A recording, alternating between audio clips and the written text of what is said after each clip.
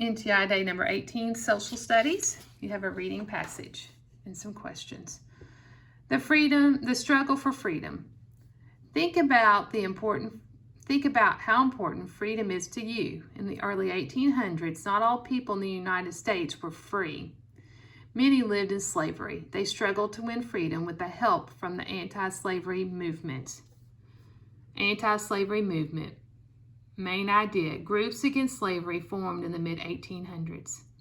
People could not agree about the issue of slavery. Some felt that slavery was needed to grow cash crops such as cotton and tobacco. As cotton farming spread in the South, they wanted slavery to spread as well. Other people felt it was wrong to enslave people. Many of them became abolitionists. An abolitionist is someone who joined the movement to abolish or end slavery. Most abolitionists felt that slavery went against the ideas of Christianity. Abolitionists included people in the North and South, whites and free blacks, men and women. They wrote pamphlets and traveled across the country speaking against slavery. The abolitionist movement grew quickly in the 1830s and 1840s. Some enslaved people had to wear tags that told where they lived and what they did.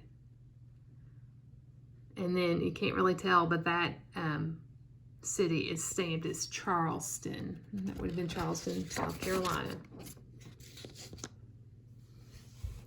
You have three pictures at the top. You have William Lloyd Garrison. "I will not retreat an inch, and I will be heard," Garrison wrote in the Liberator. Frederick Douglass, after escaping to the North, Douglass raised enough money to buy his freedom.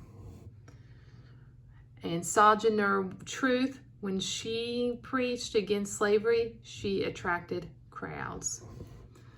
Leading abolitionist. In 1831, William Lloyd Garrison began printing an anti-slavery newspaper called the Liberator. In it, he demanded that all enslaved people be freed. Frederick Douglass was a well-known black abolitionist. Douglass had escaped from slavery. He was a writer and often spoke to the white audiences about slavery. He told one audience, "I can tell you that what I have seen with my own eyes, felt on my own person, and know to have occurred in my own neighborhood." Sojourner Truth wrote, another important abolitionist had also been born into slavery. Truth spoke in favor of abolition and women's rights. Sarah Grimke and Angelina Grimke of South Carolina saw the cruelty of slavery from another point of view. They were daughters of a slave owner. As adults, the sisters moved north and spoke against slavery. Free blacks. By 1860, about 500,000 free blacks lived in the United States. About half lived in the North, half in the South. Free blacks in the South often face discrimination.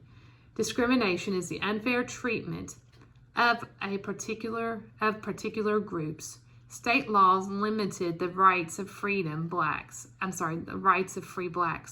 For example, they could not travel without permission or meet in groups without a white person present. African Americans in the North also faced discrimination. However, they could travel freely, organize groups, and publish newspapers. These rights made it possible for free blacks in the North to work openly against slavery. Free black leaders joined whites in creating the American Anti-Slavery Society in 1833. This group called for the immediate end of slavery. Many free blacks gave money to the group. The Liberator also received most of its money from free blacks. So what did free blacks in the North do to convince people that slavery was wrong? They gave speeches, wrote pamphlets, newspapers, and organized anti-slavery groups. Underground Railroad. Main idea: the Underground Railroad helped people escape slavery. Some abolitionists worked in secret to help slaves escape to freedom. They set up a system known as the Underground Railroad. The Underground Railroad was a series of escape routes and hiding places to bring slaves out of the South. Runaways, the people who fled slavery, could head for the North in Canada or go south to Florida, Mexico, or the Caribbean. Runaways often walked at night. Sometimes they hid in carts driven by members of the Underground Railroad. Escaping took great courage. Runaways who were caught would be punished and returned to slavery. Escape to freedom. The Underground Railroad was not really underground and not really a railroad. It was the routes that led slaves to freedom. And it's very hard to see.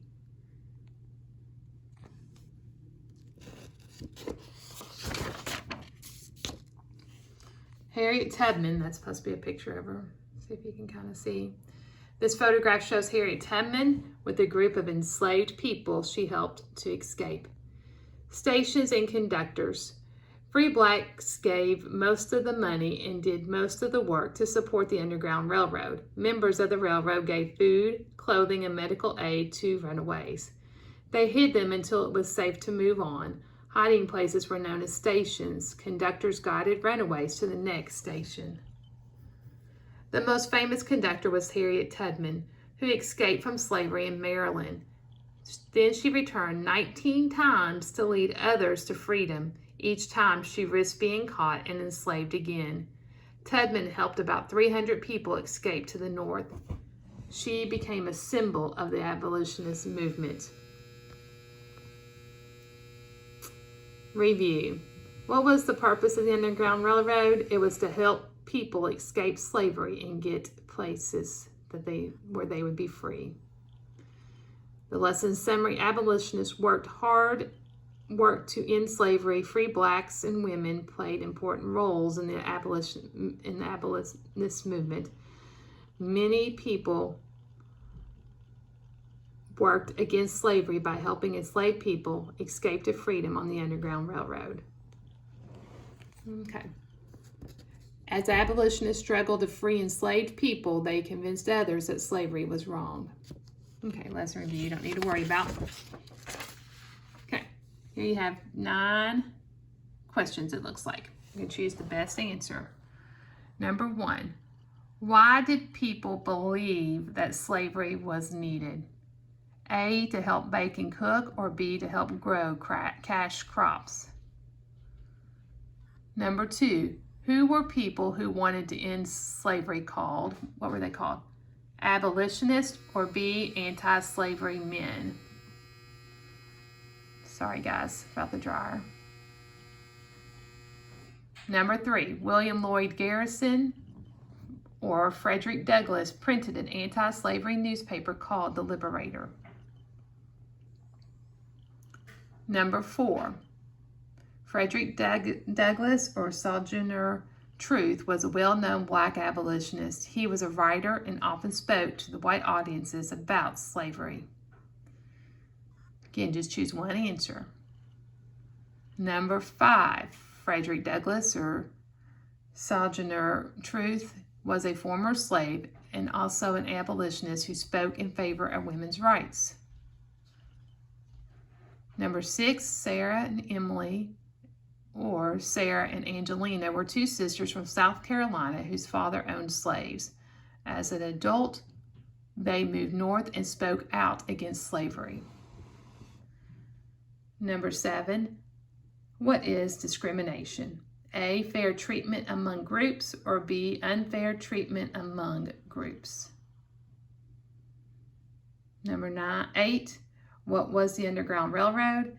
A series of escape routes to the north, or a series of escape routes to the south? And number 9, who was the most famous conductor of the Underground Railroad? A, Sojourner Truth, or Harriet Tubman?